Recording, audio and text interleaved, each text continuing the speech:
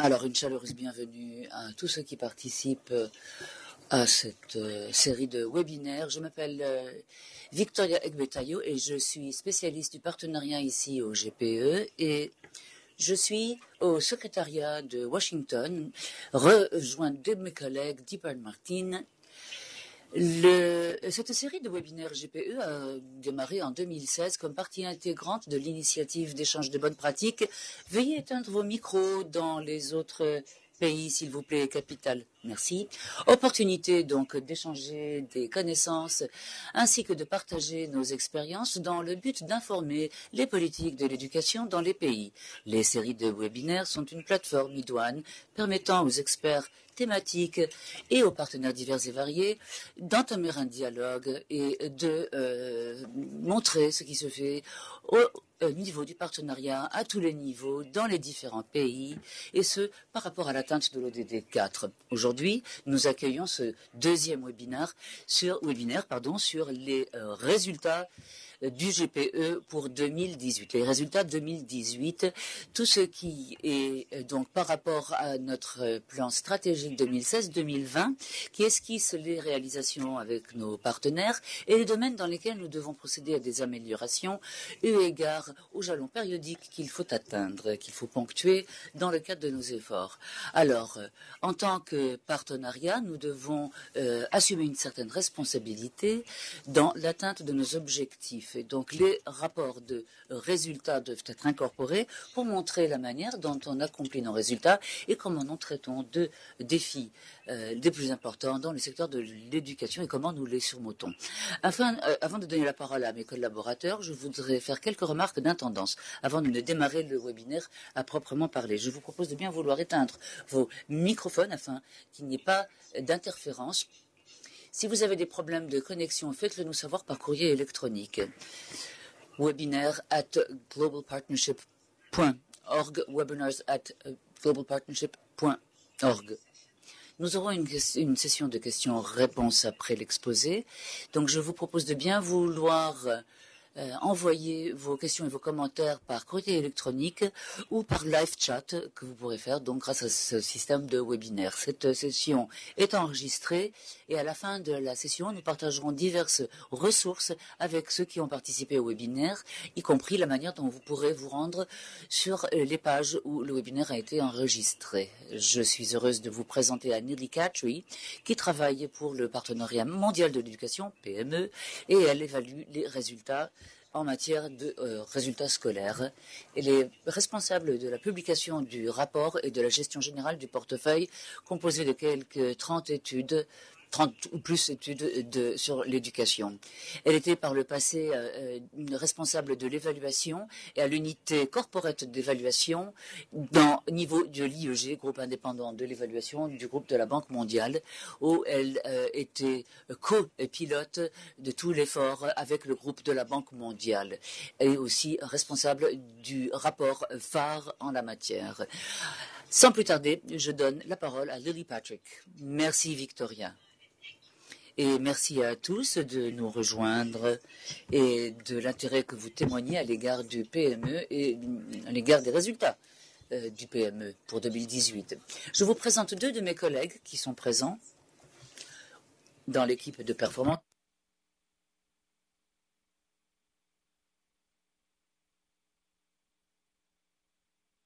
J'ai couvert les points fondamentaux. Après avoir couvert les points fondamentaux du rapport de 2018, la parole sera prise par mes collaborateurs pour évoquer des questions plus spécifiques. Alors, nous sommes en train de discuter du rapport de résultats 2018 du GPE, qui suit les progrès à l'aune des jalons ponctués en 2017 par le GPE. Il s'agit donc du cadre de résultats GPE 2017. Alors, il s'agit là du deuxième cadre de résultats GPE dans le cadre de la stratégie 2016-2020, GPE 2016-2020, en son nom. Alors, après cet exposé, je parlerai des principales conclusions et aussi je parlerai des améliorations qui s'avèrent nécessaires. Alors, pour que vous le sachiez, il s'agit d'un rapport de résultats d'ensemble au niveau du partenariat GPE et les résultats escomptés au niveau des pays.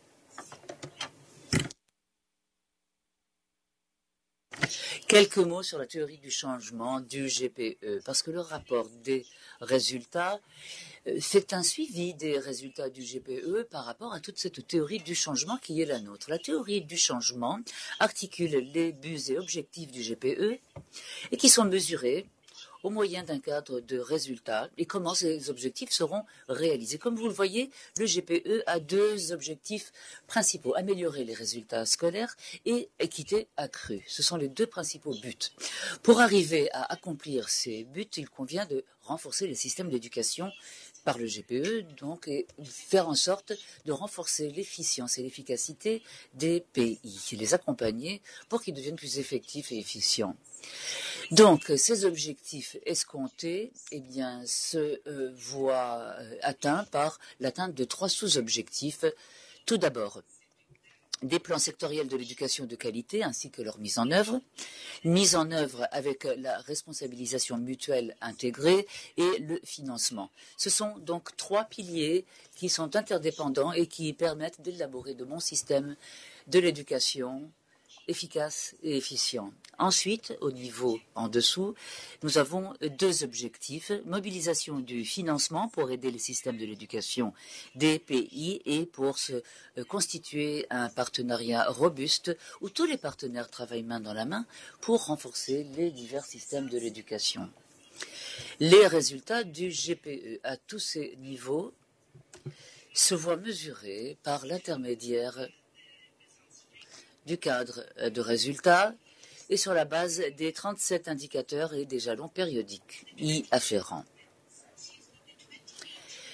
Le cadre de résultats 2018 donc se concentre sur les jalons périodiques de 2018 mais qui ont été fixés en 2017.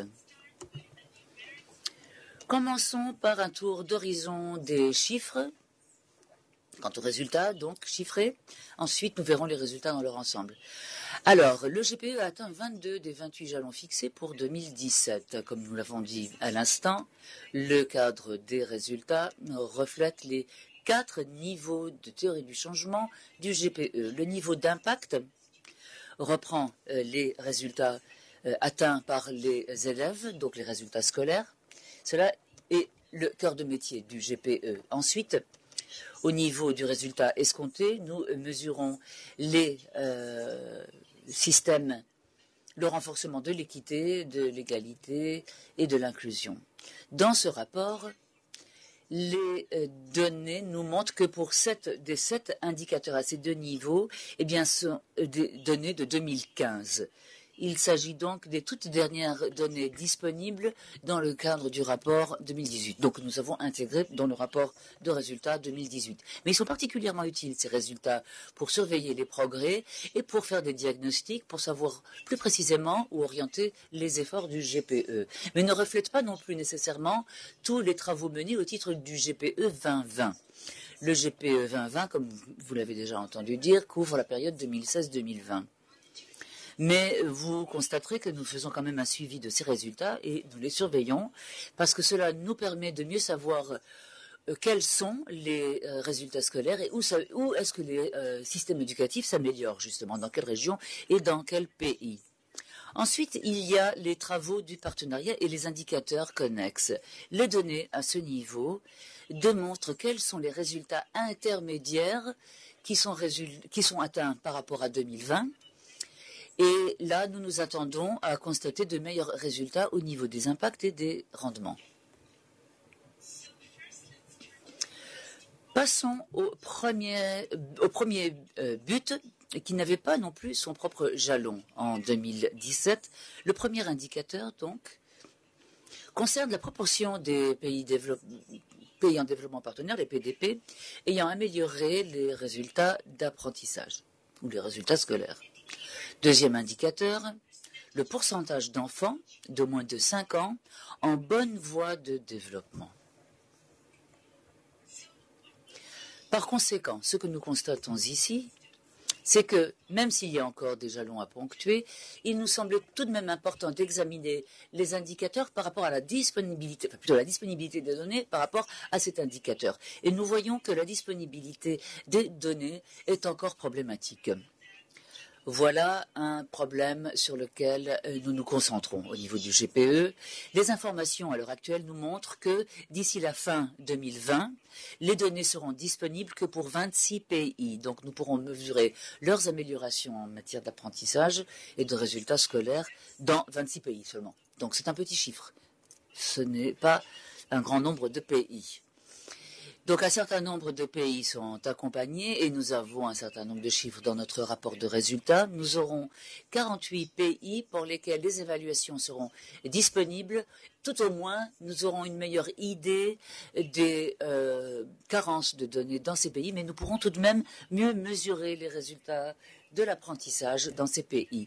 Les résultats en matière de développement de la petite enfance ne seront disponibles que pour une vingtaine de pays, donc nous devrons quand même continuer à plancher là-dessus. Nous traiterons de ces sujets en matière d'évaluation de l'apprentissage et disponibilité de statistiques pour le développement de la petite enfance bien plus complètement dans le cadre de résultats de 2019 qui sera publié en juin 2019.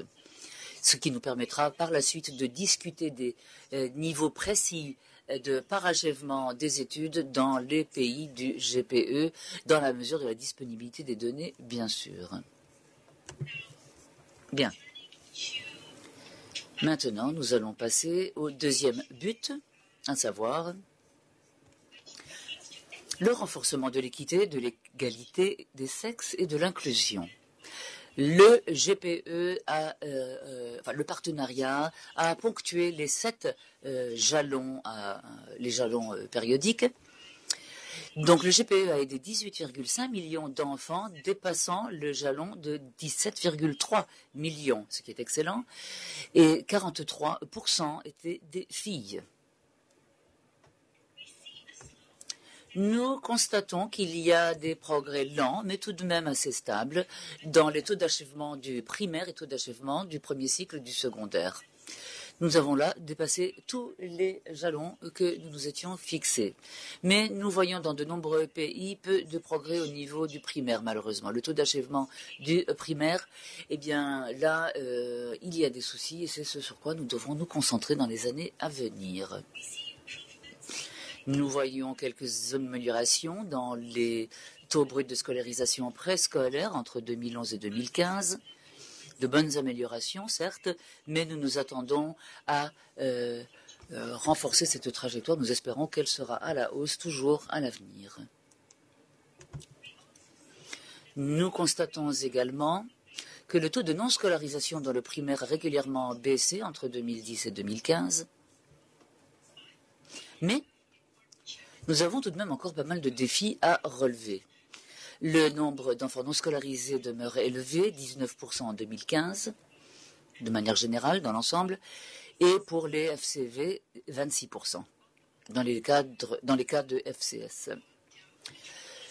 Il y a eu aussi le nombre d'enfants non scolarisés qui n'a pas diminué, donc qui demeure stable parce qu'il y a la population démographique, la croissance démographique, qui est plus rapide, qui s'accélère, et donc le nombre d'enfants non scolarisés dans le primaire n'a pas décru du fait d'une forte augmentation de cette population en âge de fréquenter le primaire.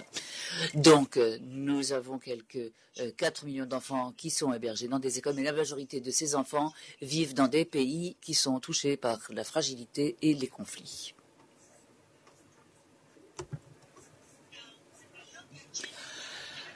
Au regard de la parité des sexes, eh bien, nous voyons des améliorations au niveau du premier cycle, du secondaire, mais stagnation en primaire entre 2005 et 2015. Vous voyez cela dans la courbe verte.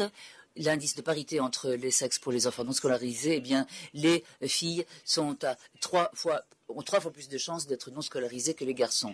Et cet indice de parité est demeuré le même depuis 2005.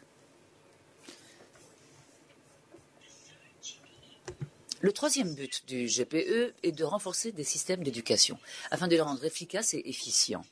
En 2017, nous avons mesuré 3 indicateurs Financement intérieur, le ratio élèves-enseignants et des pays qui appuient et des données provenant de l'Institut des statistiques de l'UNESCO. Comme vous le voyez, nous avons atteint le premier jalon, mais pas les deux autres, malheureusement. Comme vous voyez sur ce cliché. Alors, le récit positif ici est que les PDP ont obtenu de solides résultats en matière de financement intérieur global, financement intérieur. Le financement intérieur est d'ailleurs la base fondamentale d'un système de l'éducation efficace. C'est un indicateur qui incorpore les données au titre de la stratégie de 2020, données émanant de 2015 et de 2016, donc collectées dans ces années. Donc 78% des PDP avaient accru leur financement intérieur à l'égard de l'éducation. Maintenant, les dépenses au niveau du secteur sont à 20% ou plus. Et maintenu. Ce sont les mêmes données pour 2015. Donc 2015 et 2016, nous sommes à peu près au même niveau. Nous le savons en désagrégeant l'information. Donc quelques 29% des pays n'ont pas pu atteindre les résultats escomptés parce que c'était de toute manière des pays affectés par la fragilité et par le conflit, ou les conflits, devrais-je dire. Le deuxième indicateur systémique, pourcentage des PDP atteignant un ratio élève-enseignant formé de 40 à 1, qui a stagné entre 2010 et 2015. Lorsque nous examinons seulement les pays qui disposent de données pour les 5 années, chacune des 5 années, nous voyons des tendances semblables. Et là, c'est la ligne en pointillé bleu clair que vous voyez sous la ligne bleu marine.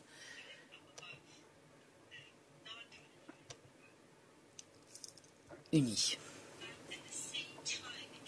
En même temps, lorsque l'on examine le tableau à droite, la bonne nouvelle ici est que le ratio élève-enseignant formé s'est amélioré dans plusieurs PDP qui restent au-dessus du seuil de 40 à 1, même s'ils sont justement au-delà de ce seuil. Comme je l'ai dit, la tendance est dans le bon sens.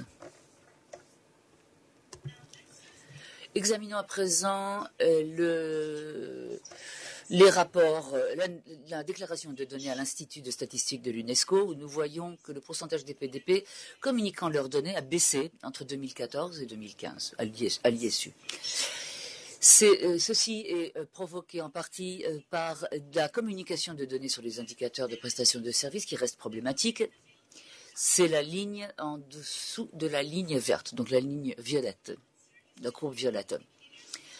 La communication des données sur les indicateurs de prestation de services reste problématique. C'est la ligne bleue tout en bas. Et pourquoi? Eh bien, il y a des raisons diverses et variées. Moins d'ateliers ISU et les PDP ont parfois eu du mal à rendre compte des données à l'ISU. Donc nous maintenons le qui-vive et c'est quelque chose qui va nécessiter aussi tout un suivi et tout un travail avec l'ISU. Quant à la remise de données à l'ISU, c'est essentiel.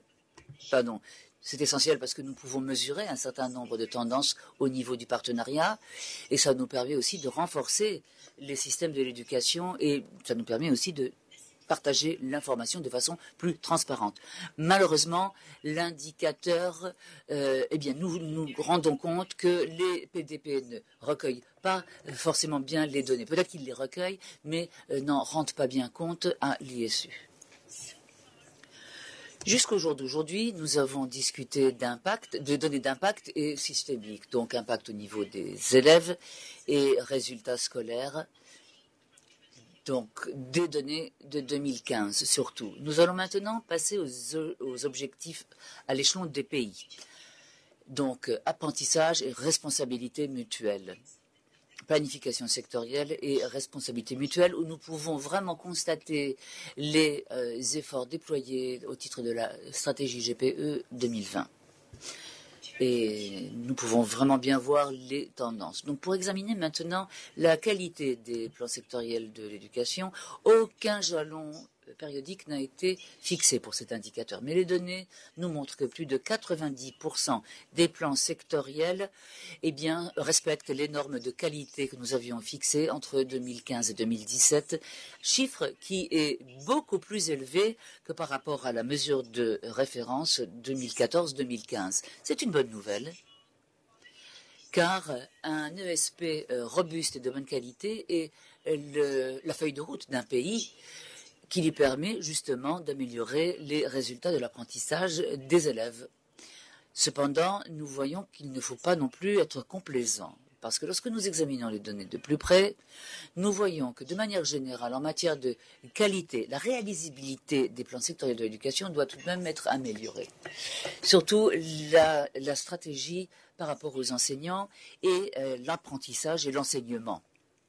Donc il faut des améliorations ici. Et nous devons également voir de plus près comment se déroule la mise en œuvre de ces ESP ou PSE.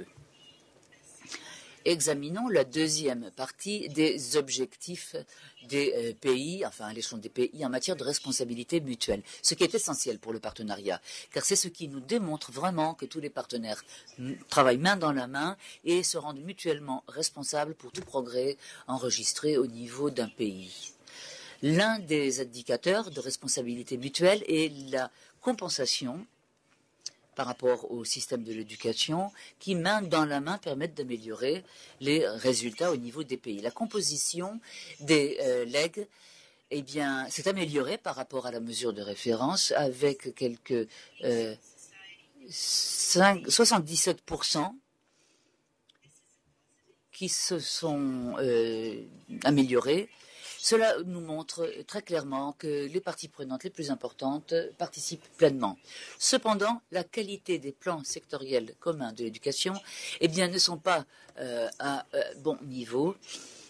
Et nous avons donc la nécessité de veiller à ce que les plans sectoriels de l'éducation fonctionnent bel et bien et qu'il y a aussi, lorsqu'il y a problème, des mesures adoptées pour rectifier les problèmes.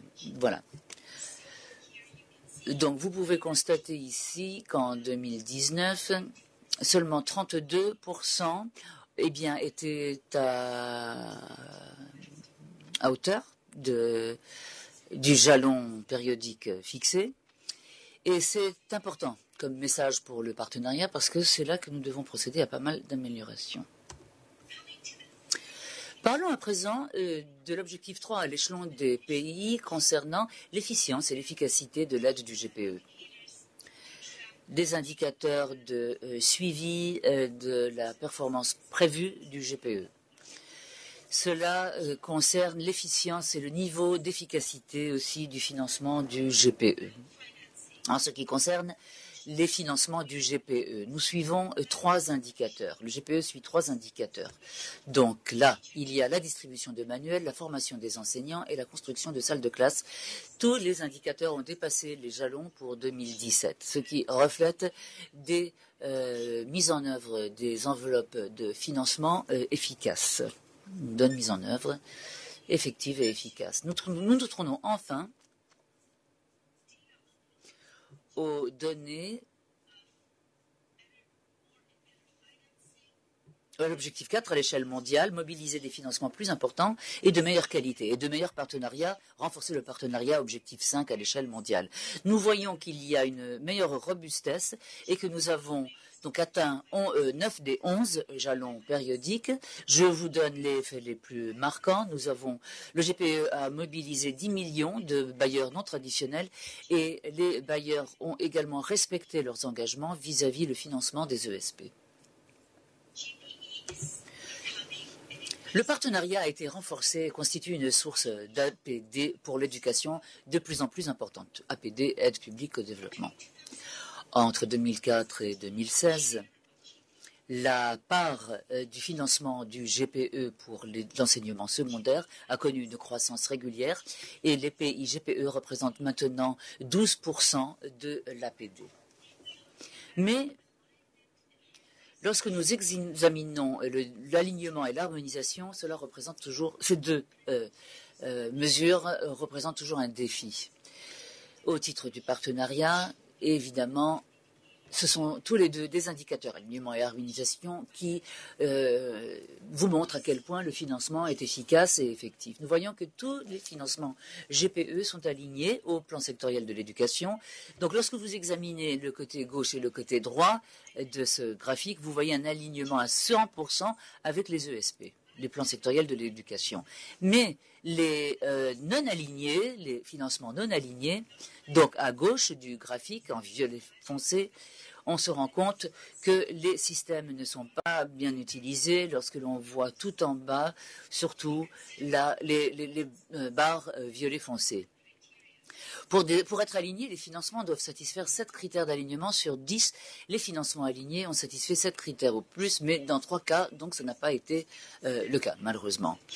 Et donc, il va falloir améliorer plusieurs aspects du travail du GPE. Il y a tout de même des améliorations par rapport au parachèvement, mais nous nous rendons compte que la parité des sexes et les enfants non scolarisés nécessitent toute notre attention, surtout dans les contextes fragiles et touchés par des conflits. Des progrès excellents enregistrés quant à la planification des ESP, partie intégrante évidemment du travail du GPE. Par la même occasion, les processus à l'appui du partenariat, responsabilisation mutuelle, alignement, à l'appui de modalités de financement efficaces, là, cela mérite encore davantage toute notre attention. Voici les domaines à améliorer, les résultats d'apprentissage, donc comme je l'ai déjà dit, les enfants non scolarisés, les filles, et les enfants dans les pays touchés par la fragilité et les conflits, les PTFC. L'efficacité des systèmes, la formation des enseignants et le renforcement des systèmes de données qui s'avèrent toujours une grande nécessité. Donc, l'action du GPE en matière d'amélioration est dans l'ensemble. Que fait le GPE pour essayer d'améliorer ces problèmes ? Et bien, tout d'abord, faire les bons investissements. C'est essentiel, affiner l'utilisation du financement basé sur les résultats. 30% des fonds du GPE sont alloués à la tranche variable pour renforcer des résultats en matière de qualité-prix, rapport qualité-prix, équité et résultats de l'enseignement, équité et apprentissage. Les PDP eux-mêmes ont articulé ce souci, renforcer le rapport qualité-prix dans le domaine du développement des enseignants, comment donc fournir un accompagnement aux enseignants et comment le faire plus efficacement et comment mieux mettre en œuvre ce genre de programme. Autre chantier de travail, et nous allons nous concentrer davantage sur ces problématiques dans les années à venir et de façon plus urgente. Et en troisième lieu, il conviendra d'améliorer le cadre du GPE pour son action dans les contextes touchés par la fragilité ou les conflits afin de scolariser davantage d'enfants. Nous renforçons par la même occasion la planification et le suivi, en focalisant l'attention sur la faisabilité des plans sectoriels afin d'en renforcer l'exécution, domaine qui demeure faible, surtout la qualité des plans sectoriels.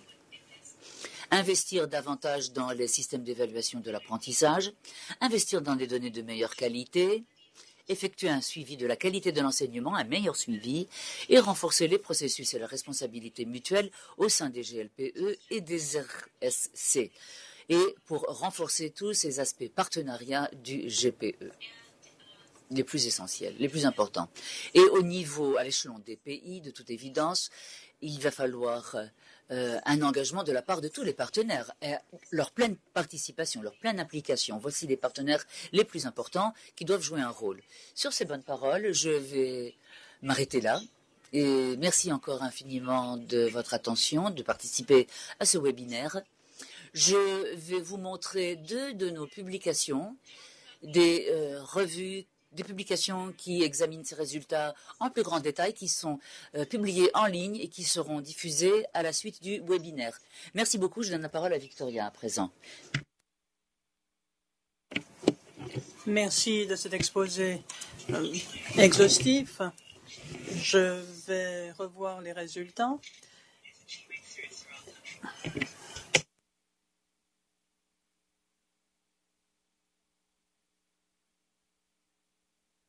Les actions donc pour les investissements. Maintenant, Le moment est venu de passer la parole à nos partenaires qui nous écoutent.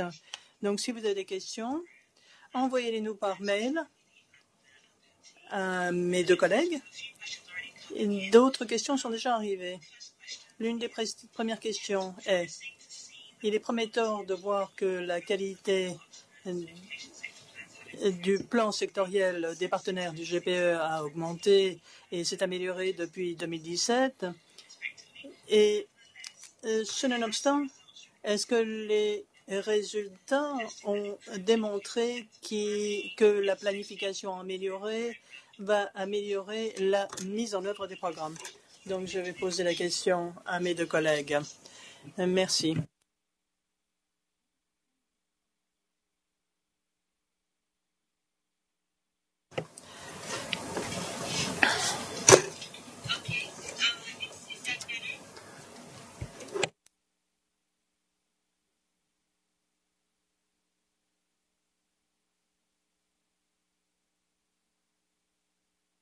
Je vais peut-être répéter la question. Est-ce que les améliorations du plan sectoriel mènent à une meilleure exécution et des résultats en cette raison? C'est une excellente question, tout à fait.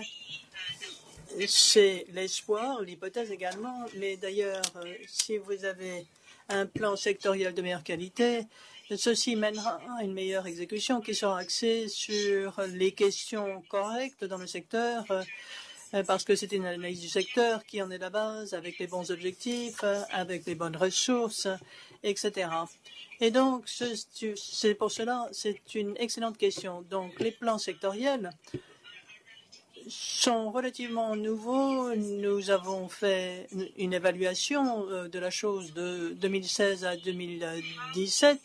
Donc, nous verrons par la suite comment ces plans sont déployés, s'ils sont mis en œuvre comme il convient et s'ils réalisent ce qu'ils sont censés réaliser. Nous avons commencé une évaluation. Nous avons lancé une évaluation des financements pour le développement des plans sectoriels qui est apportée par les GPE à ses partenaires. Et dans le cadre de cette évaluation, nous allons voir si ces plans sont effectivement mis en œuvre. Quels sont les problèmes éventuels de la mise en œuvre? Comment est-ce que ces problèmes sont réglés? S'ils sont réglés d'ailleurs. Et nous n'avons pas une réponse complète à votre question pour l'instant, mais c'est ce que nous espérons et c'est tout à fait l'hypothèse que l'évaluation met à l'épreuve. Comme je vous l'ai dit, la faisabilité a déjà fait partie des questions soulevées. Comment nous y réussissons et c'est sur quoi nous allons nous axer dans les années à venir. Je vais maintenant passer la parole à mes collègues s'ils souhaitent ajouter quoi que ce soit. Merci. Question qui vient d'arriver sur l'assistance au développement. Est-ce que les niveaux ont augmenté ou ont baissé pendant le calendrier que vous avez mentionné dans le rapport? Eh bien, je passerai la parole à Élisée qui va vous donner qui a analysé la chose. Le niveau de l'aide publique au développement a augmenté pour l'éducation et vous allez recevoir les détails maintenant. Les derniers rapports sur le résultat, le rapport sur les résultats antérieurs avant celui-ci, c'est-à-dire 2017, a souligné que l'aide au développement a chuté jusqu'en 2014-2015, mais en 2016, cette aide au développement a repris.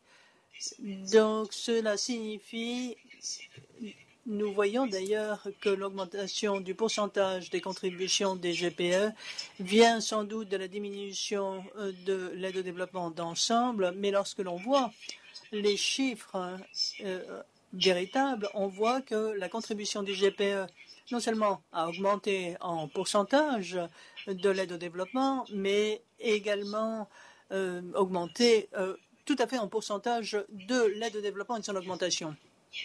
Oui. Maintenant, Je regarde les chiffres dans le rapport et il y a eu augmentation de l'aide publique au développement de 2015 à 2016. De 2014 à 2015, elle avait chuté et elle a repris une hausse par la suite. Question suivante. Le rapport des résultats indique que le GPE a surpassé ses objectifs pour 2017, mais l'un des jalons n'a pas été rempli. Et selon le rapport, quelles sont les causes? Je vous passe la question. Merci, Victoria. Alors, tout d'abord, l'indicateur sur le ratio élève-professeur est mesuré par rapport à 2015, mais l'indicateur est de 2017 lui-même. Donc, par rapport au don du GPE pour la formation des enseignants, le ratio va être amélioré d'ici quelques années lorsque les données seront disponibles. Ainsi que noté dans l'exposé, 7 pays ont amélioré le ratio élèves-enseignants, mais n'ont pas dépassé le seuil du GPE. Qu'est-ce que cela signifie? Eh bien, alors qu'ils vont aller en dessous de 14 à 1, nous verrons que ce ratio va s'améliorer. Et enfin, pour les dons du GPE, qui sont pour la formation des enseignants dans les pays partenaires, sont une petite partie du financement d'ensemble de l'éducation. Ce que le GPE souhaite faire dans cette analyse et les plans sectoriels qui sont fondés sur des éléments probants, les pays identifieront leurs besoins quant à une formation supplémentaire d'enseignants et adopteront une stratégie sectorielle pour faire en sorte qu'il y ait davantage de formation pour davantage d'enseignants. Merci de votre réponse. L'une des difficultés, la disponibilité de données, vous en avez parlé, et la qualité et sur l'indicateur d'impact. Quelles sont les fluctuations pour suivre la performance? Est-ce que nous avons effectivement un impact dans les pays partenaires? Oui, c'est une très bonne question. Pour le très haut niveau des indicateurs, par exemple, d'impact ou des résultats, et qui se penchent sur le taux d'achèvement, de décrochage, etc., les fluctuations annuelles ne sont peut-être pas aussi importantes. Ce qui est important, c'est la trajectoire. Donc, quelle est la tendance à longue échéance? C'est cela qu'il va nous falloir suivre, car très souvent, et là, le problème de la plupart des rapports de données, il peut y avoir des erreurs dans le rapport de données. Comment l'on a fait le dénombrement, comment on a dénombré les élèves. Les données sont transmises d'un niveau à un autre, il y a erreur peut-être. Donc, nous regardons les données systémiques qui viennent de l'UIS. De l'UIS, encore une fois, pour le GPE, parce que l'Institut des statistiques de l'UNESCO, pour la bonne raison que les pays envoient leur rapport de données à l'UNESCO et nous, le secrétariat, recevons ces mêmes données de l'UNESCO. Et si vous regardez les données d'une année à l'autre, vous y verrez des différences de quelques points de pourcentage quant aux données qui ont été rapportées, parce que les données comportent toujours des erreurs. Ce qui est véritablement important, c'est de voir les tendances, les grandes tendances qui se développent. Je ne suis pas préoccupé par les fluctuations annuelles, mais ce que nous aimerions voir, c'est une trajectoire à la hausse, dans la bonne direction, pour certains indicateurs et, en revanche, bien sûr, à la baisse pour les enfants qui ne sont pas scolarisés.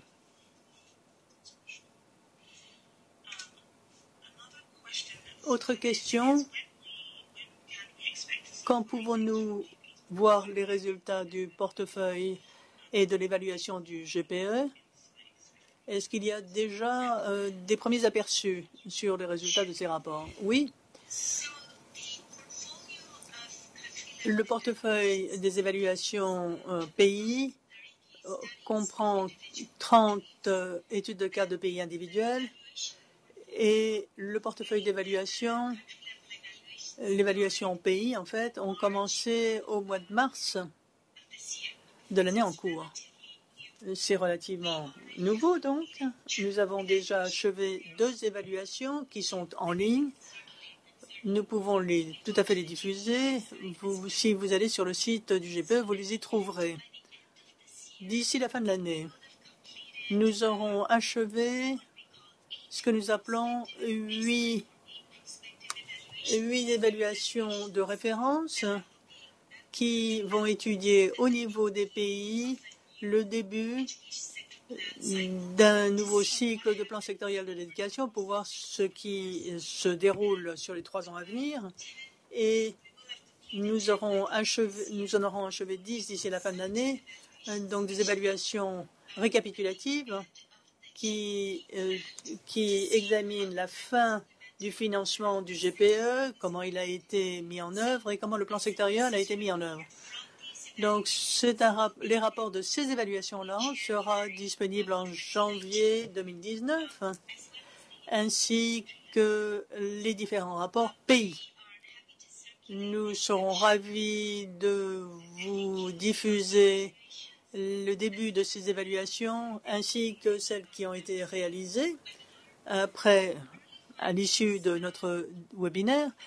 Les premiers résultats sur la base de quelques évaluations, parce que nous en avons encore plusieurs à réaliser. Ce que nous avons vu, donc, c'est qu'il y a des améliorations manifestes dans le modèle d'opération au niveau pays. Et l'une de ces améliorations étant comment le plan sectoriel est surveillé et mis en œuvre. Très souvent, il y a des asthénies dans la mise en œuvre connue du plan sectoriel. Voilà l'amélioration pour le travail du GPE avant qu'il n'y ait des améliorations au départ des plans sectoriels de l'éducation. Il nous faut également voir comment la mise en œuvre et ses difficultés peuvent être réglées au niveau des pays. Mais là, encore une fois, ce sont les premiers résultats et l'évaluation va étudier la façon dont le modèle d'opération du GPE fonctionne au niveau des pays et ce qu'il faudra faire pour l'améliorer. Autre question sur les données. La question est: quelle est la stratégie du GPE pour améliorer la qualité des données et la disponibilité des données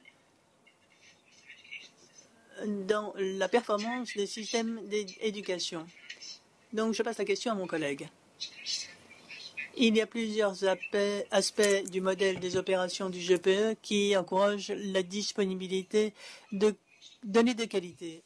Mais surtout, les pays du GPE qui n'ont pas des systèmes d'information de gestion solides doivent, dans le modèle, développer des plans financés pour développer ces mêmes systèmes. Et s'ils ne peuvent identifier d'autres sources de financement pour ces systèmes, ils doivent se servir des fonds du GPE pour le développement de leur système. Donc, le modèle du GPE au niveau des pays souligne l'importance du développement des systèmes informatiques. Nous avons également un certain nombre d'initiatives régionales pour améliorer la qualité des données. Comme on l'a mentionné pendant l'exposé, la disponibilité des données est une grande difficulté.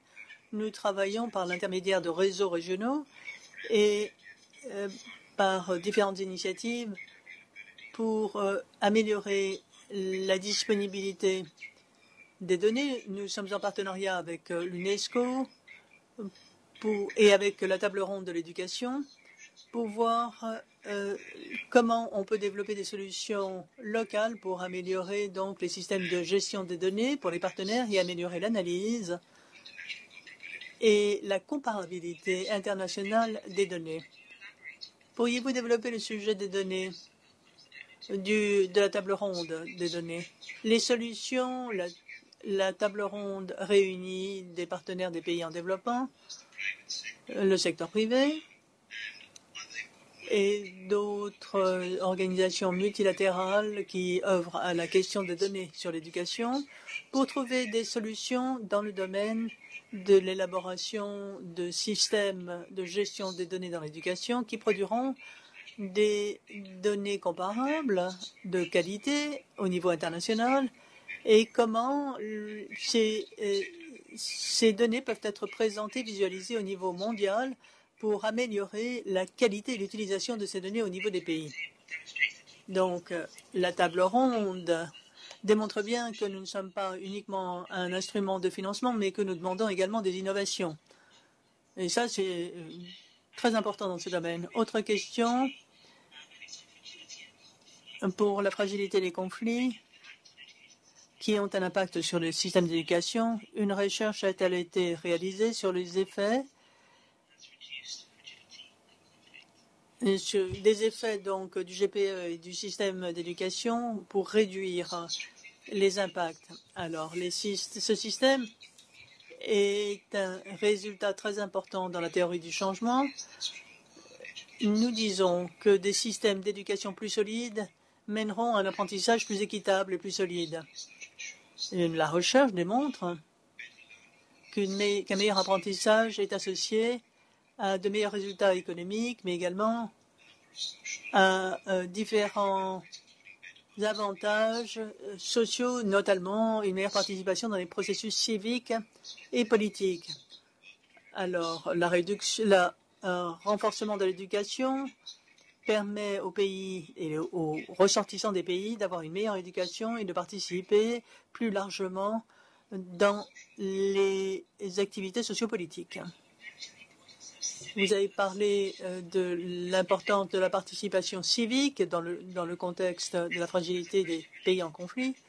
Autre question, dans le rapport des résultats, au niveau des pays, les OSC participent-elles au dialogue sectoriel? Oui. Mon collègue travaille sur le sujet en Côte d'Ivoire, n'est-ce pas? Voudriez-vous répondre à cette question? Donc, oui. Le GPE intervient au niveau des pays pour renforcer le dialogue sur l'éducation. Et ceci par la revue conjointe. Et nous avons des indicateurs qui suivent la participation des organisations de la société civile et des associations aux groupes locaux de l'éducation. L'idée étant de fédérer des participants du système d'éducation pour participer à des discussions constructives sur la planification sectorielle de l'éducation mènera au renforcement des systèmes d'éducation et à des politiques constructives pour régler les difficultés éducatives. Le GPE y participe et je me rends en Côte d'Ivoire pour participer à l'une des revues conjointes pour passer en revue le plan sectoriel, trouver les grandes difficultés et voir comment les différentes instances, le groupe de l'éducation par exemple, local, la société civile et d'autres intervenants de l'éducation peuvent participer à la revue du plan sectoriel et trouver des solutions aux problèmes que l'on peut rencontrer. Le GPE a des directives sur les revues sectorielles conjointes. Donc, ce sera là où les groupes de l'éducation locaux et les partenaires de l'éducation peuvent emprunter pour renforcer ce processus participatif des revues conjointes. Ces directives seront publiées bientôt et elles seront fondées sur la recherche et sur les pratiques qui ont été suivies pour savoir ce qui fonctionne, pour renforcer également ces processus.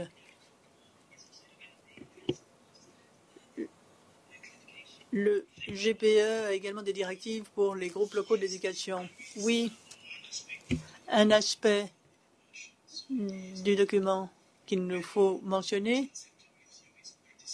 Tout d'abord, si la revue est participative, il faut le savoir, et le GPE a effectué des recherches pour faire en sorte que ces revues soient plus participatives. Toutes les entités du groupe local de l'éducation, comment les fédérer autour de la table pour pouvoir discuter des questions d'éducation. Bien, merci. Une autre question controversée, peut-être, mais la discussion n'en sera que plus intéressante. Est-ce que vous avez une mesure de la compétence des pays pour développer leur propre ESP sans l'aide des GPE? Est-ce que vous avez une mesure de développement des capacités? Je crois que, c'est-à-dire que le GPE devrait s'efforcer de pouvoir se retirer de cette fonction. Là, encore une fois, une très bonne question. Et l'évaluation en partie dont je vous ai parlé tout à l'heure va se pencher sur la question des capacités qui sont en cours de développement pour appuyer les plans sectoriels et l'analyse sectorielle, etc. Mais je crois que c'est également une question de savoir comment laisser apparaître les connaissances, non seulement améliorer les capacités, mais réellement débloquer les capacités, les connaissances et comment ces pratiques peuvent être partagées entre les différents partenaires. Donc, non seulement c'est la question de développement, mais comment est-ce que nous pouvons, en fait, il y a certaines pratiques qui fonctionnent dans certains contextes et comment elles peuvent être partagées. Donc, le GPE est un levier, en quelque sorte, pour renforcer une communauté de pratiques qui partagent les bonnes pratiques que l'on retenit dans les différents pays. Et comment?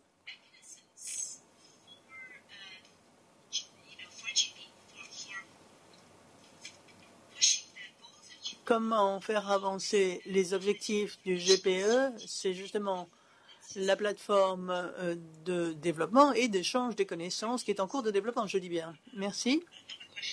Autre question qui vient d'arriver. Dernière question. Autre question qui vient d'arriver.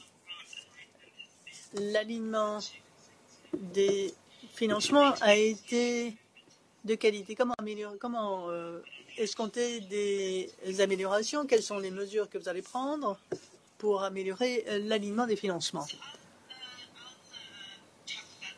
Je vais vous en parler brièvement et ensuite je passerai la parole à ma collègue. Alors, l'alignement des financements est assez complexe. Comme vous l'avez vu, nous pouvons revenir à la diapositive en question. Alors, il y a 10 critères, il faut que le financement en remplisse 7. Les dimensions de non-alignement de ces financements sont sur les systèmes de gestion, les systèmes d'audit, les dépenses, etc. La façon dont nous mesurons l'alignement est la suivante. C'est d'année en année selon les financements qui sont actifs. Ça ne change pas d'année en année. Il y a certains financements qui vont être clôturés dans une année, d'autres arrivent dans le fonds collectif qui sont nouveaux. Donc c'est un stock en fait que l'on examine d'année en année. Nous ne verrons pas de grosses améliorations dans ce domaine parce que si un financement n'est pas aligné dès le départ, il le restera. S'il est aligné au départ, il le restera également. Nous allons voir des améliorations, mais ce progressivement.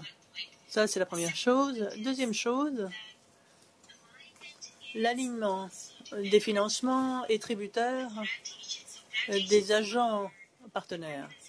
Ce sont des organisations qui mettent en œuvre le financement avec les pays partenaires. Donc, le GPE, le secrétariat du GPE n'est pas chargé de mettre en œuvre les financements directement. Ce sont les agents partenaires qui s'en chargent. Et leur politique, bien sûr, joue. Si un pays partenaire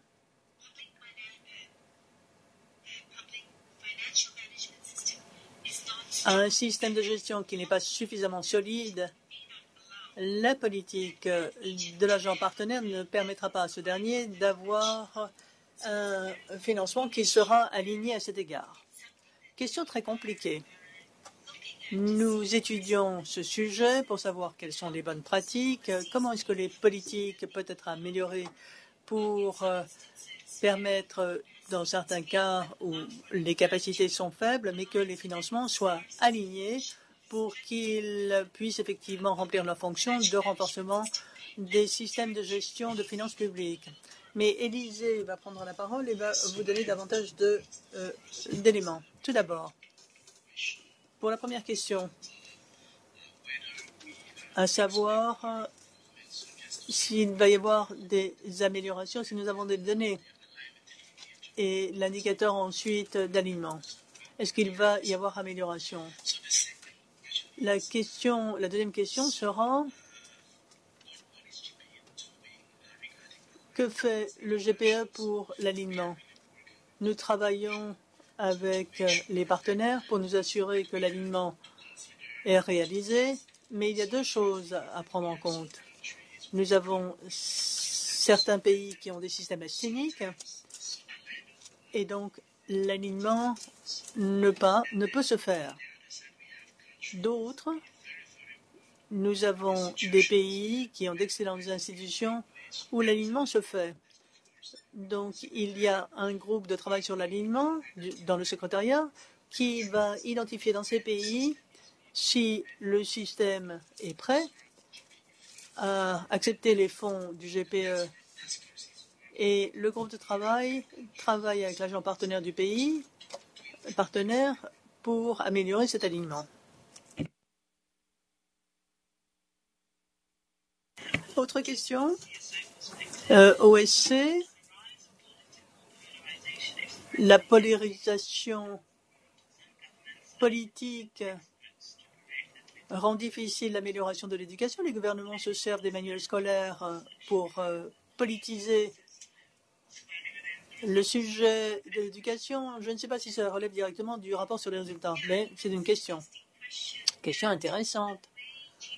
La façon dont le modèle du GPE opère, c'est que le plan sectoriel est réellement la base dont nous nous servons. Donc le plan sectoriel sont les plans émis par les pays. Les pays décident de leurs propres objectifs et buts. Et bien entendu, le GPE incite à l'amélioration, à des incitations à l'amélioration dans l'éducation, dans l'équité dans l'éducation, l'égalité entre les garçons et les filles, l'apprentissage également, en analysant la qualité du plan sectoriel. Et le financement du GPE sert à combler les lacunes du plan sectoriel de l'éducation. C'est effectivement sous la houlette des pays. Je ne peux pas répondre à la question du point de vue des résultats, mais dire simplement que c'est un modèle qui est façonné par les pays. Je ne sais pas si mes collègues ont quoi que ce soit à ajouter. J'ajouterai simplement que le GPE n'a pas d'orientation stricte sur certains sujets. Nous sommes là pour améliorer et inciter aux meilleures pratiques, mais le développement des manuels scolaires est effectivement sous la houlette des pays et le GPE n'a pas d'instruction en la manière. En la matière, donc je disais bien, alors étant donné les difficultés, autre question? Pour les pays à faible revenu, est-ce qu'il y a une façon d'améliorer ces différents systèmes? Bon, Lorsqu'on parle de résultats, disons d'un point de vue mise en œuvre et résultats précoces, non. Il n'y a pas vraiment de solution à tout ou de panacée, disons. C'est la raison pour laquelle, justement, le GPE se fonde sur des démarches plutôt tirées par les pays non prescriptifs et en se fondant surtout sur les bons principes, les fondements. Comment se concentrer mieux sur l'équité, disons pas comment, mais le fait de le faire de toute manière, tout simplement. Et donc nous tenons compte non seulement nous ne tenons pas vraiment compte de microprocessus, mais plutôt de la manière dont on peut obtenir de bons résultats au niveau des élèves, au niveau des étudiants. Et qu'est-ce qui est donc adapté au contexte, qu'est-ce qui est justifié dans un contexte donné. Lorsqu'on parle de systèmes de données, nous savons qu'ils sont essentiels. Alors, ils ne vont pas tout résoudre, mais c'est quand même une composante éminemment importante. Il va falloir aussi se concentrer, nous le savons, c'est important, sur les évaluations de l'apprentissage. Comment savoir si les élèves apprennent ou non, s'il n'y a pas de moyen de mesurer cet apprentissage. Donc, ce ne sont pas des démarches prescriptives, mais plutôt des éléments fondamentaux d'un bon système de l'éducation, d'un système robuste de l'éducation. Formation des enseignants, c'est essentiel. Des ratios plus faibles. 41, ce n'est pas trop terrible, mais ce n'est pas non plus parfait. Mais ça peut aller. Disons que c'est une référence qui est acceptable et pas mauvaise. Mais on ne sait pas exactement parfois comment réaliser certaines choses. C'est l'une des raisons pour lesquelles le GPE préfère avoir un processus piloté par le pays lui-même. Une partie des raisons aussi pour lesquelles nous voulons mettre au point ces mécanismes du genre échange d'informations et de bonnes pratiques, tels le KICS, le mécanisme KICS. Et les diagnostics pays permettent également parfois d'améliorer la mise en œuvre de programmes. Et nous voulons examiner de près comment justement les pays élaborent leurs programmes d'études, leur curriculum, etc. Ce sont autant d'éléments informateurs pour nous. Quels sont les domaines des résultats GPE qui sont le plus difficiles à surveiller? Comment le partenariat peut-il travailler main dans la main pour améliorer cela? Je crois que la chose la plus difficile à surveiller et à suivre, c'est l'apprentissage. Nous voulons savoir vraiment si les élèves, les enfants apprennent ou non. Et comme nous l'avons dit tout à l'heure, nous avons très peu de données sur l'apprentissage. Et l'ODD 4, eh bien, c'est vraiment toute sa raison d'être, c'est d'arriver à une aptitude à l'apprentissage, un bon apprentissage. C'est ce que nous visons vraiment, c'est-à-dire d'avoir des systèmes qui permettent à des élèves d'apprendre, qui sortent du système avec de bons résultats scolaires, qui ont appris ce qu'ils étaient censés apprendre, dont les années d'éducation ont été de bonne qualité, qui ne sont pas tout simplement assis dans des écoles, mais qui ont appris quelque chose et qui ne se sont pas tournés des pouces dans une école. Et donc cela fait partie du financement au titre de la tranche variable du GPE, justement pour savoir si les systèmes eux-mêmes se concentrent bien sur l'apprentissage, les résultats d'apprentissage. C'est la partie la plus difficile à mesurer, je crois. Et ce qui est très difficile à suivre aussi, c'est justement la mise en œuvre d'un plan sectoriel de l'éducation, d'un ESP. Donc nous finançons évidemment l'amélioration de ceci, l'élaboration des plans sectoriels de l'éducation, nous accompagnons le processus, mais il est très difficile d'interpréter ce qui se passe et de reprendre ce qui se passe au niveau du pays. Donc nous avons des indicateurs connexes, apparentés sur la qualité du plan sectoriel de l'éducation pour avoir une bonne compréhension au moins de la manière dont est mis en œuvre un ESP. Mais en matière de résultats, c'est quand même très difficile aussi à mesurer cet ESP, la mise en œuvre de l'ESP. C'est vrai, nous n'avons pas encore de bon processus pour mesurer les ESP, leur mise en œuvre, leur exécution, leur déroulement. Et c'est sur quoi nous allons continuer sur quoi nous continuerons de nous concentrer. Et je crois que j'avais dit que c'était la dernière question, mais il y en a encore quelques-unes qui sont arrivées. Julie nous dit qu'elle a hâte qu'il y ait davantage d'exemples de bonnes pratiques de la participation des OSC au niveau des pays, qu'on ait plus d'exemples en la matière. Et Autre question, le modèle piloté par le pays, est-ce qu'il ne se concentre que sur le gouvernement? Est-ce qu'il y aurait une façon de rendre imputables les gouvernements, mais aussi veiller à la participation d'autres secteurs sociaux dans les processus d'éducation? Et par rapport au nouvel agenda, on sait que nous devons également veiller à une démarche beaucoup plus transsectorielle, transversale dans l'éducation. Je peux répéter la question si vous voulez?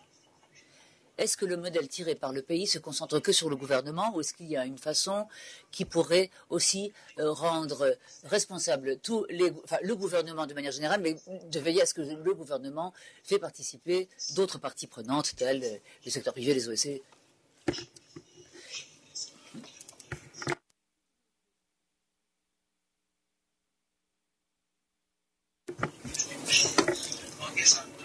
Je vais essayer de parler un peu plus fort et de me rapprocher du micro, si possible.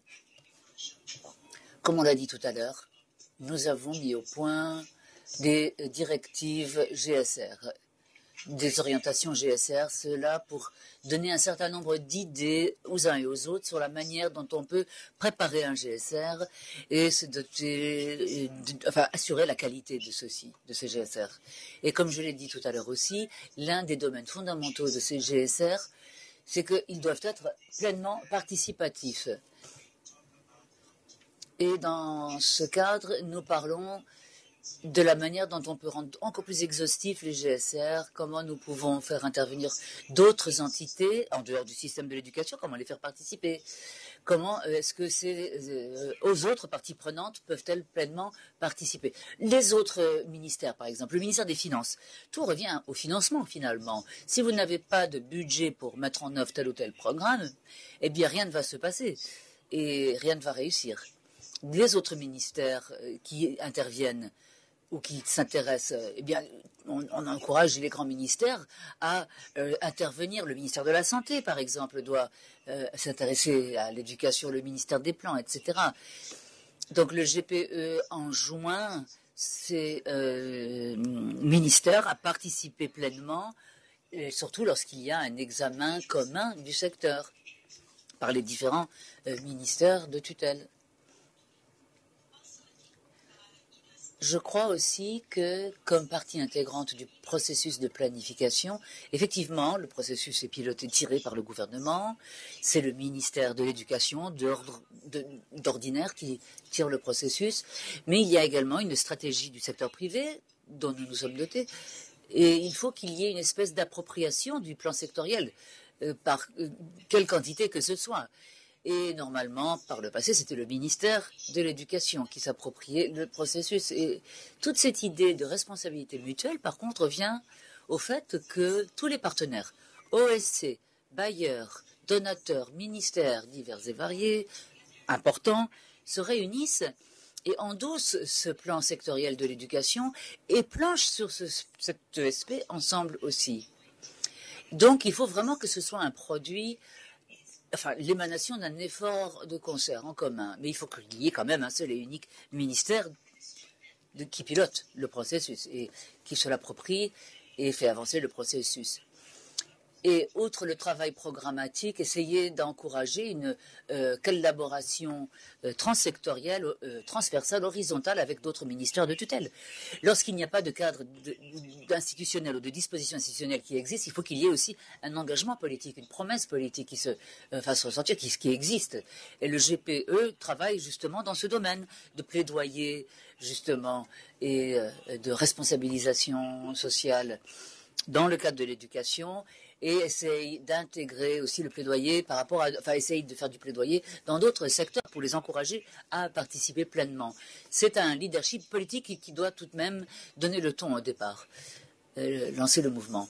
Effectivement, nous avons le fonds d'éducation par la société civile qui appuie les OSC dans le secteur de l'éducation des différents pays. Et nous avons un mécanisme ASA, le mécanisme ASA de responsabilité sociale et de plaidoyer responsabilité sociale, ASA, Advocacy Social Accountability en anglais, qui essaye d'examiner tout ce qui est effort de plaidoyer par les partenaires et les mécanismes de responsabilité sociale en dehors du gouvernement, donc par d'autres parties prenantes, pour d'autres acteurs. C'est encore un peu, enfin, le gabarit est prêt et devrait être déployé au début de l'année prochaine. Outre l'ASA, le mécanisme ASA, de plaidoyer de responsabilité sociale, qui est sur le point d'être déployé, nous avons également des dialogues au niveau régional et au niveau des pays sur l'éducation, mais nous faisons participer d'autres secteurs autant que faire se peut. Superbe. Je crois que c'est toutes les questions que nous avons jusqu'ici. Y a-t-il d'autres questions en ligne? Une dernière question qui aura été envoyée par un autre canal. Comment veiller à un plein engagement ou pleine participation plutôt du secteur privé? Comment le GPE peut-il aider, les pays à renforcer leurs capacités, les accompagner dans le renforcement des capacités lorsqu'il y a des goulets d'étranglement et lorsqu'il y a problème en matière de budget alloué à l'éducation? Au Bangladesh, par exemple, comment le GPE peut-il aider les pays à renforcer la capacité budgétaire lorsqu'il y a des goulets d'étranglement et d'accroître le financement alloué à l'éducation, enfin, accroître les budgets alloués à l'éducation? Parce que parfois les gouvernements rechignent à accroître la part de leur budget alloué à l'éducation, tout simplement. C'est une bonne question, une excellente question. Et le soutien continu fourni par le biais des financements GPE, il y a également une enveloppe renforcement des systèmes, renforcement des capacités au niveau central, donc des ministères de l'éducation eux-mêmes, renforcer les capacités locales et au niveau régional aussi. Ce genre de mécanismes ou d'efforts, activités et politiques sont incorporés dans de nombreux financements du GPE. Et d'ailleurs, la plupart de ces financements ont un aspect renforcement des systèmes, renforcement des capacités. Donc, nous essayons d'appuyer la mise en œuvre, mais aussi, cela dépend des pays, comment se fait la planification sectorielle, comment on se sert de modalités pour identifier les pierres d'achoppement, les obstacles, essayer de pouvoir les surmonter. C'est tout un processus de longue haleine. Et ça revient vraiment au partenariat. Disons que ce n'est pas nécessairement ce que l'on labellise GPE, entre guillemets, mais il en va du véritable fonctionnement du GPE au niveau du pays. Et nous essayons d'accompagner le renforcement de ces systèmes, de ces processus, au niveau des pays. Une dernière question. Vous avez évoqué les stratégies secteur privé. Quelles sont-elles? Et la question qui est posée, peut-être une question un peu provocante, mais comment le droit à l'éducation sera-t-il garanti dans le cadre d'une intervention du secteur privé, de l'implication du secteur privé? C'est-à-dire, qu'est-ce que fait le GPE par rapport au secteur privé dans le domaine de l'éducation? Évidemment, le droit à l'éducation des enfants, c'est quelque chose en quoi nous souscrivons à 100%, évidemment. Et c'est quelque chose qui est encore en train d'être peaufiné et défini plus avant. Le Conseil du GPE examinera la question de très près, celle du secteur privé, et de sa participation. Nos objectifs, enfin, évidemment, nous avons pour principal objectif l'atteinte de l'ODD 4, égalité entre les sexes, équité, et nous avons ces objectifs comme ils nous sont chers, et nous ne pouvons pas avoir de stratégie qui ne mène pas in fine à ces ODD et à leur accomplissement. Et nous avons un modèle opérationnel où nous voulons avoir des processus pilotés par les gouvernements, mais qui incorporent des systèmes de responsabilisation ou de responsabilité mutuelle. Et tout cela doit évidemment cadrer par rapport aux principes d'ensemble qui sont les nôtres et évidemment par rapport aux ODD. Mais les objectifs, l'ODD 4, le renforcement du partenariat, le renforcement du partenariat aussi s'avère nécessaire, chemin faisant. J'ajouterai que pour l'implication du secteur privé dans le secteur de l'éducation, lorsque l'on examine les chiffres démographiques, on voit que les jeunes connaissent évidemment, il y a une croissance des jeunes énorme, de la population jeune énorme, et là, un problème d'absorption par la fonction publique, par le secteur public, d'absorber les jeunes dans l'emploi. Et donc, le fait de forger des partenariats plus étroits entre les différentes parties prenantes sera essentiel dans le domaine de l'éducation. Et d'ailleurs, nous ne savons pas très précisément quelle sera la stratégie pour le moment. Mais déjà, dans de nombreux pays, nous constatons que les PPP, les alliances privées publiques, s'avéreront très importantes. Mais toutes sortes de modèles au niveau des pays qui peuvent être utilisés et qui sont tout à fait justifiés. Ce sont encore des travaux en cours, évidemment, avec tous les mandants, groupes constitutifs, etc. Merci infiniment, tout le monde. Permettez-moi de vous donner la parole à nouveau, Muti. Merci à vous. Merci infiniment d'avoir participé à ce webinaire.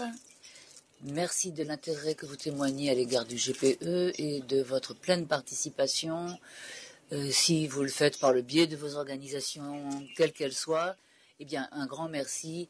Et merci infiniment de l'intérêt que vous avez vis-à-vis l'acheminement du GPE, l'atteinte des résultats dans le domaine de l'éducation. Nous aurons un rapport publié en juin 2019 qui se concentrera davantage sur les évaluations de l'apprentissage, l'objectif d'ensemble principal du GPE. Merci de vos commentaires et de vos questions. Nous avons eu un grand nombre de commentaires et de très très bons commentaires, des commentaires importants et excellents sur les questions de l'alignement, sur les questions de l'engagement, de la participation des OSC et autres parties prenantes à l'égard du partenariat et d'autres questions. Si nous disposons de bons ESP, est-ce qu'ils sont bel et bien exécutés et bien? Et qu'est-ce que cela veut dire en matière de réalisation des résultats? Et comment accompagner les pays en matière de capacité de mise en œuvre? Comment est-ce que nous accompagnons les pays et les appuyons pour leur mise en œuvre des ESP? D'excellentes questions et d'excellents commentaires. Il y a des travaux en cours, toujours, qui pourront peu à peu répondre plus précisément à certaines de ces questions, ou du moins donner une meilleure idée de ce que seront des réponses à l'avenir. Tout cela sera mis à votre disposition en ligne. Et quelques-uns ont posé la question de savoir comment nous travaillons avec le secteur privé ou quelle est notre stratégie secteur privé et quels autres mécanismes dont nous nous dotons pour appuyer les pays. Le KIX, l'AESA, la stratégie du secteur privé sont trois mécanismes qui seront très importants et qui continueront d'évoluer dans les années à venir et qui se concrétiseront davantage.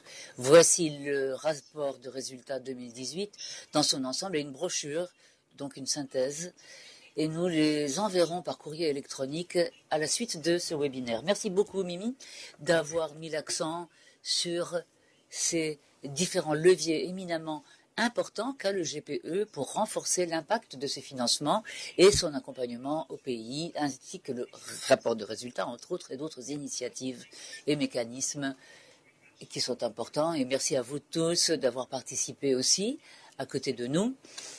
Je voudrais remercier les collègues de l'équipe webinaire GPE et tous ceux qui ont participé au webinaire avec leurs questions, leurs commentaires. C'est vraiment ce qui rend ces webinaires si interactifs et si foisonnants, si intéressants. Merci infiniment, encore une fois. Et nous nous réjouissons de nos futures collaborations à l'avenir et de nos futures discussions. Merci Victoria, merci Mary et tout le monde.